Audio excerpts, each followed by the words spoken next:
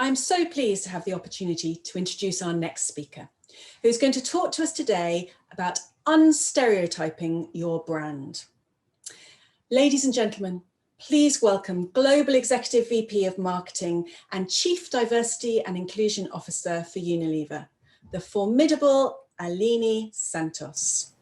Thank you so much, Sophie. It's such a great pleasure to be here with you today. And today we are going to talk about un-stereotype, such a big and important subject for all of us. If we think about what's going on around the world, if I ask you how many of the advertising that we have around the world is representing women, for instance, on leadership, that will be a very tiny number, around 3%. If I ask you how much of our advertising around the world is representing people with disabilities, it's going to be only 2%, while we have more than 1 billion consumers with disabilities around the world. So many people that we have around the world that are buying our brands or willing to buy our brands that are not yet represented. So this is what we are going to focus our conversation today. And as you can see, we are very proudly part of the Un-stereotype Alliance. Un-stereotype is a commitment to push for more progressive portrayals of people in our communication, bringing new references and endless possibilities for people, breaking stereotypes and traditional conventions to make our brands more talkable, more engageable, more successful. So, if you want to know more, just go to the link on the Un-stereotype Alliance and you will find many ways to know more about this agenda. But, let's start talking about why it's important for us to focus on un-stereotype, or why it's important for us to understand what a stereotype really means. And as you can see, stereotypes, they shape how we judge and we see people. They shape how we are treated. They shape how we act and how we consume. So everything that we do has been conditioning to us since we were little babies, and they become stereotypes. So that is why we have to become much more conscious about how we deal with them. And when we think about the urgency that we are feeling today, my goodness, with this roller coaster that we are going through, COVID-19 has disrupted the world, and it has exacerbated many of the inequalities that we have. So if you think about women, for instance, women and people under 25 years old are going to be the biggest financial victims of this crisis. Women show the 3/4 of all unpaid care work, and they are really paying a lot in this, paying a lot of trouble with this pandemic. We know that. Also, domestic violence is another element that is really hitting all of us, but most importantly, women. So we have to pay attention. But not only that, we can see that with this pandemic, there has been a big anti-Asian racism that is growing. The World Bank estimates that 11 million people in Asia could be pushed back into poverty by COVID-19. And of course, UN Women is very concerned about violence all over the world. Not to mention the LGBTQI plus communities who are, in homes that sometimes they are not well accepted. So there's a lot going on. But I could not talk about 2020 and stereotypes without talking about something very important that happened this year. The killings of African Americans, US citizens, Breonna Taylor on March 13 and George Floyd on May 25th by uniformed police officers has led to mass outrage and has exposed the deeply entrenched and systemic racial injustice that we live today. The cultural context that our brands now operate in has shifted so fundamentally that I urge all of us to better understand the harmful aspects of stereotypes and see how we can instead create new references and change the perceptions of people in a much more positive way, of course.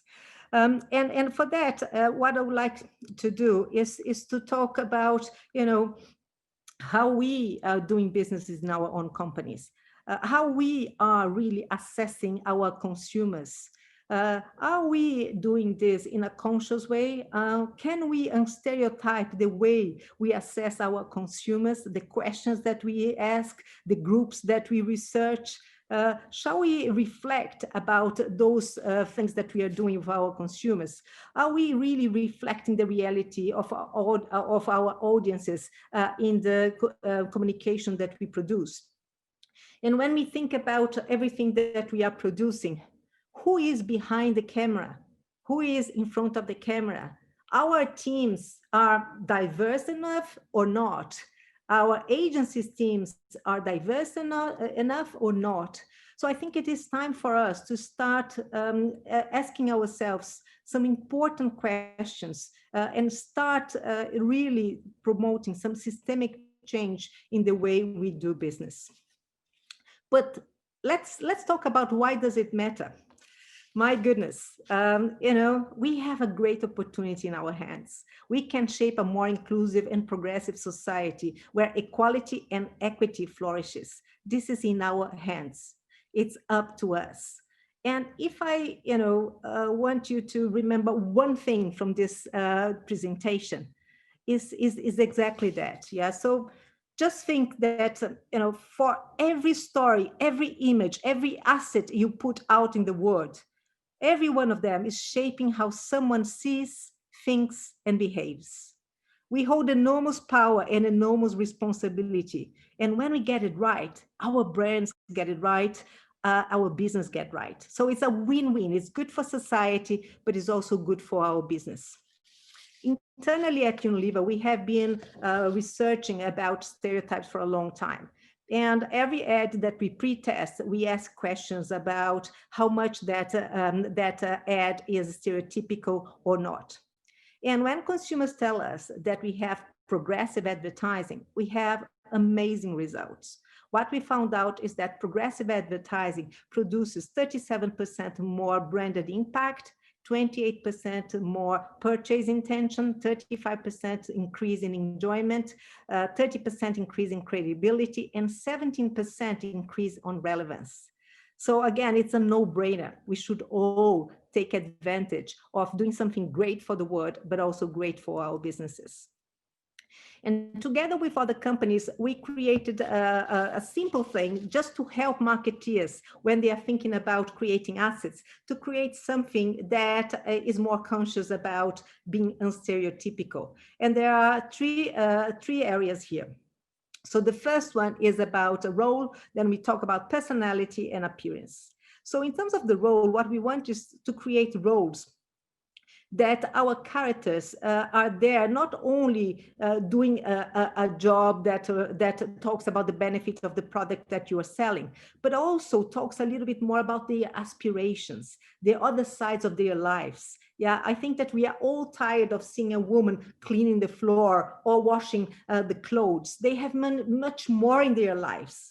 Yeah, so if we just do that, if we just connect with that benefit of the product, it's not going to be really a mirror of the reality. And of course, the chores of the house are not only done by women. Yeah, everybody participates. So I think it's important for us to remember that. The second point is really about personalities. Many times we portray people in a way that they look very fake, artificial, like robot-like. And we need to dismantle that. We need more authenticity. We need all the feelings, yeah, the humanity that women, that humanity really connects with.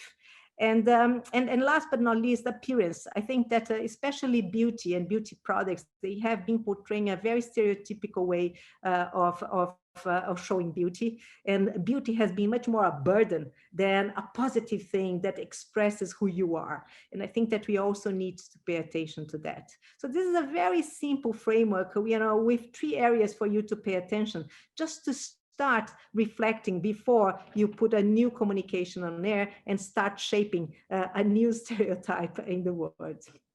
So one thing that I would like to close this conversation is just to say that all that we are doing in advertising is fantastic, but you also have to walk the talk.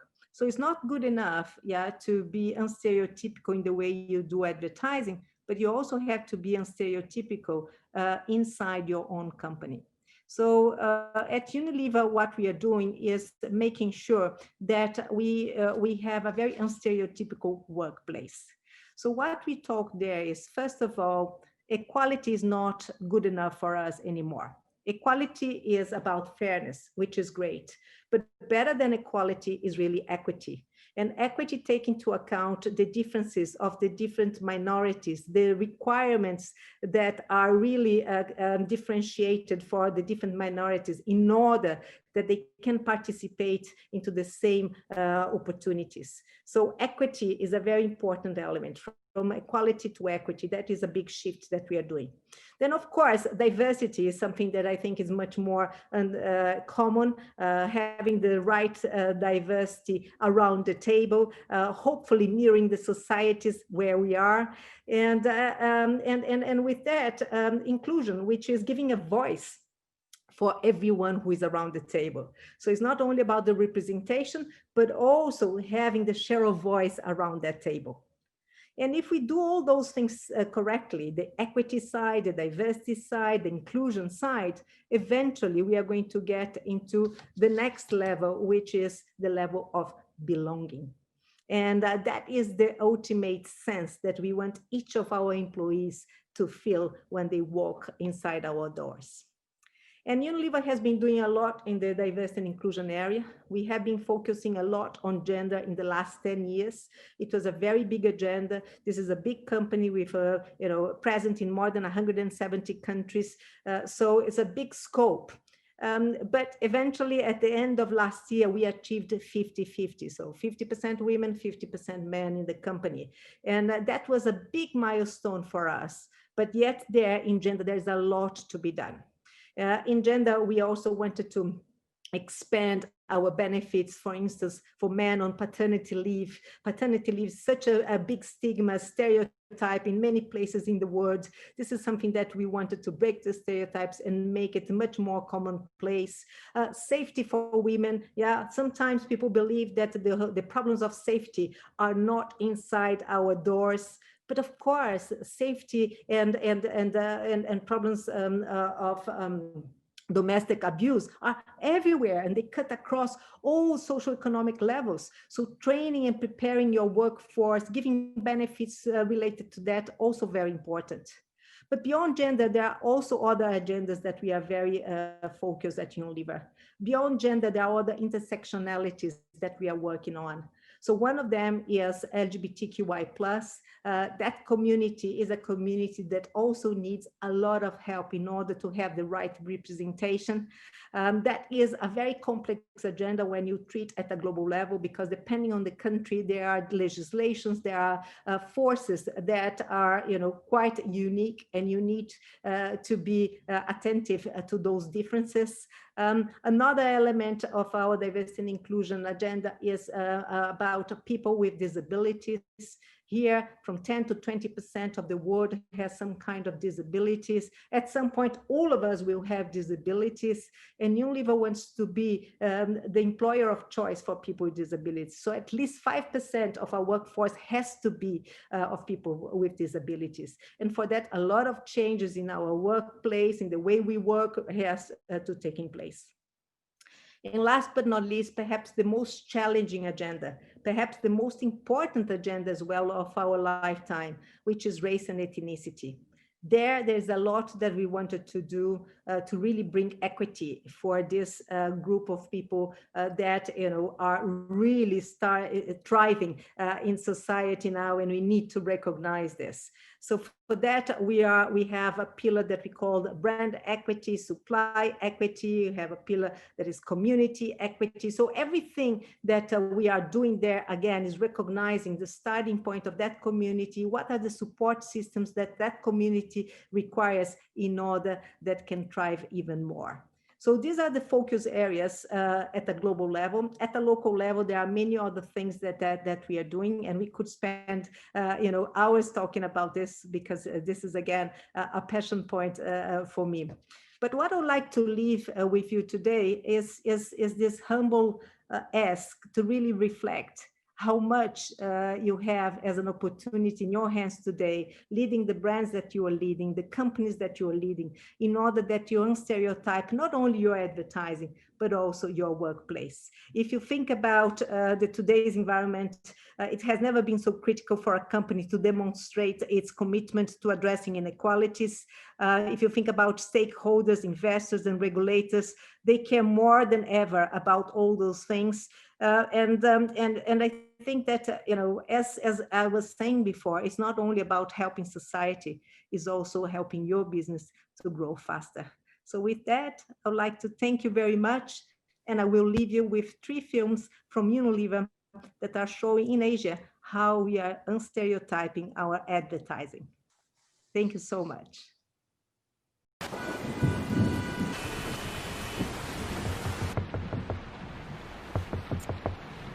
ये किन्नर भी ना परेशान करने आ जाते हैं।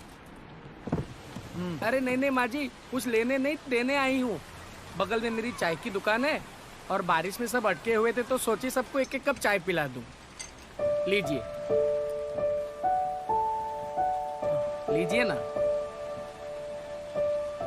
लाओ, आप भी लीजिए। आती हो?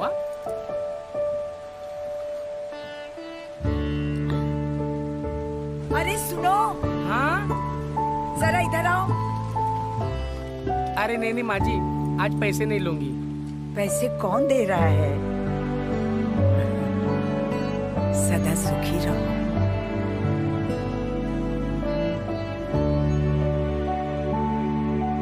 ब्रुक बॉर्न रेड लेबल, स्वाद अपनेपन का।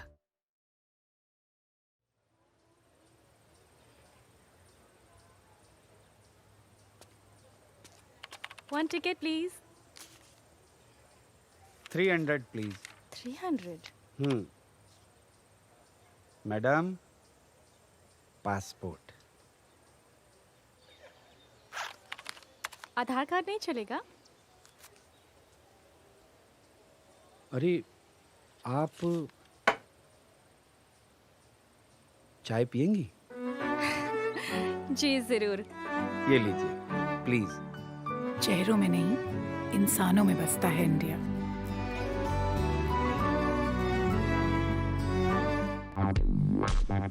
Chăm sóc hoàn hảo cho quần áo với comfort giải pháp 3D mới. Tỏa hương tươi mới. Sáng màu nổi bật.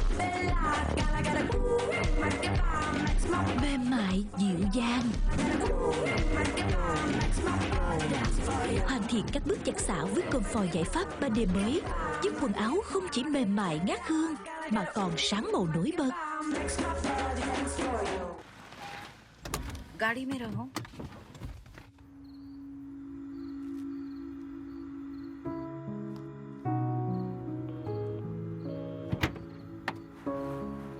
क्या कर रही हो?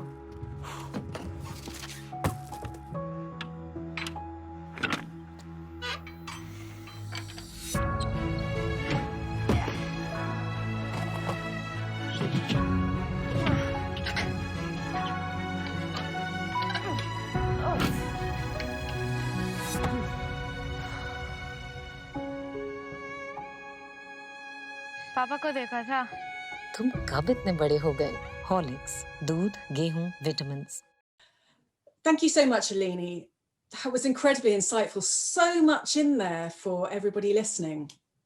I was just listening to it thinking how useful for each of us to take away some of those messages. I mean, the most important one, which is just a gentle reminder that what's good for society is also good for business. Always. And it's so important, isn't it? And it's brilliant that what you're doing there is sharing the statistics and the reassurance for anyone who has any doubts about that. I mean, I think, 20% uplift in purchase intent, dream. But I think also what you've shared with everybody is a reminder of the urgency of this and the responsibility we have. That question, are we reflecting the reality? I think is one we should be asking every single day. Are we reflecting the reality? But also feeling optimistic, because this is in our hands. It's in the hands of great marketing leaders across the world to shape a more inclusive and progressive society to help their business and help the future of the world. And I think you've given everybody both optimism and a gentle but firm nudge to remind us that needs to be done, and also some thoughts about how. Before we move on to the next thing, I've got a couple of questions that I'd love to ask, if that's okay. I'm conscious that Unilever, of course, was a founding member of the Un-stereotype Alliance. For those people listening, what would your top tips be for a marketer or an agency partner to accelerate the journey? We've got to move faster and we've got to move further. What would you give people as tips to take away? Right. I think that my tips would be, well, first of all, diversify your teams and challenge your agencies to do the same.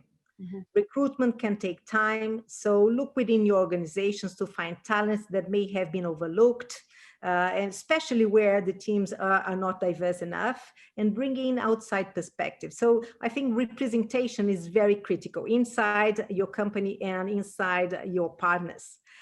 Second, I think that, remember, it isn't just about casting, the right casting in your advertising. Yes, representation matters a lot, but perhaps more importantly are really the stories that we wanted to tell. And these vital stories can shape completely different perceptions of people, can open up possibilities, can remove stereotypes, can give wings for people who never had. So I think it's very important that we focus our attention in terms of the stories that we wanted to tell, not just the representation, but the stories behind.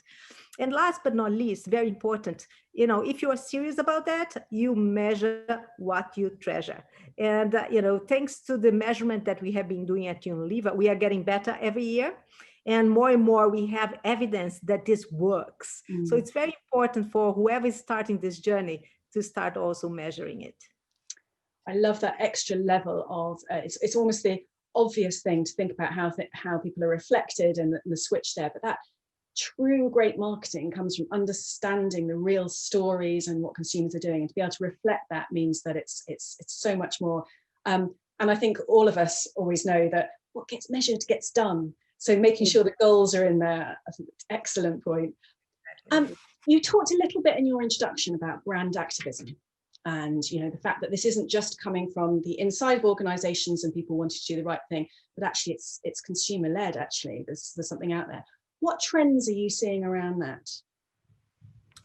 So one thing I'm noticing is the heightened consumer pressure. Consumers have been holding brands more accountable for a long time. But I think that this is really having an impact now more than ever. I think that the pressure on us is greater than ever. People are demanding that brands and businesses are more transparent, accountable, and also they are demanding that we treat our own people more fairly. So there's a lot of demands that were never there before, and now I think we have to pay attention. I think that people expect brands to fill the void left by other institutions. If you look at the Edmund Trust Barometer, that shows that 85% of people want brands to solve their own problems, people's problems, and 80% want brands to solve society's problems. So, there's a lot that is expected from brands. We are also seeing people take decisive action. So just look at Black Lives Matter. Wow. That was incredible. Consumer activism is the new reality for brands. This is the new normal. And either brands find their place in it or the risk of being totally irrelevant. So I say either you embrace it or erase it. And I hope that all of us embrace it. Brands were once, at the forefront of culture. And I think that we need to claim that space back, not alone, but with consumers, hand in hand with consumers. And to be successful, we need to move at the speed of culture. So, there's no other way. So, and to be part of culture, as I said, you really have to be in tune with all the activism that is going on. So there is an opportunity to work together with consumers. There is an opportunity to together make this world a more sustainable world. Love that. To be successful, we need to move at the speed of culture. Again, I guess it's the marketeers who are the ones who are connected with what's changing and what's happening. So they're the ones that can help get the pace right, I guess. But that stat, 80% of 80% of people want brands to solve society's problems. Yeah. Amazing. And so if you think about the system that we have today, we expect the government, NGOs, and charities to solve our problems. But this is clearly not, working, right? So we cannot expect that these institutions will solve all the problems. So either the private sector steps in, or things are not going to happen. So I think it is really important for us to step in with our brands, with our communication power, with the actions behind the brands, because it's not only about talking, it's about doing something. Brands like Dove soap, for instance, from Unilever, we don't only talk about a new beauty, we also train girls about self-esteem. We have trained more than 60 million girls over the years. So there's a lot that the private sector needs to do. And again, this is, good business. Brands with purpose, brands that are doing the right thing, not only are doing good for society, but are growing faster than their competitors. But it's time for us to step in and step up and not wait for it to be solved elsewhere. And again, the power is in our hands to do something about that. I think it's interesting though, because I think it does require a courage to do that. And our topic today, and we talk a lot about the idea of brave leadership, right? But that the courage to care and the courage to actually get involved in something, which can be challenging as well, I know. Not being brave today, not taking risk today is the biggest risk. That's what I think. It's a great way of putting it. But I think one of the challenges, and certainly speaking to our members around the world, marketing leaders need to be commercial, and a lot of industries, a lot of businesses are facing huge commercial and economic pressure, of course, with what's happened this year. Are you concerned that diversity and inclusion as principles and as initiatives will take a back seat because of some of the economic pressures that companies are facing? I am concerned. I think diversity and inclusion has never been more important, but yet I've been part of, I've been in many circles where, I'm seeing people putting their attention somewhere else. But when you look at COVID-19, this pandemic is having such a devastating and disproportionate impact in many of the underrepresented communities, be it related to gender, so what's happening with women, be it in terms of racial and ethnicity, disabilities, sexual orientation. I think that the minority or the communities that are considered minorities are the ones that are suffering most. So although it's been extremely challenging for businesses, this is the moment that we need to double down our efforts behind diversity and inclusion. This is the time that we really need to show what is the role of business in terms of a more equal society. And I hope with the examples that I gave and the results that we are getting, I encourage more companies and brands to do the same. Yeah, and it goes back into a reminder of the importance of this. There's an urgency there, there's a need there, but also the reassurance and for anybody who's worried about it, that this isn't an either-or question. We can be commercial, we can drive our business, we can do things that are good for our organizations and for the world. I think this has been fascinating and some brilliant answers there, Aline. I really enjoyed this. And I'm sure our audience will, and there'll be lots of comments and feedback on this. Thank you so much for being with us here today. Now back to Julia.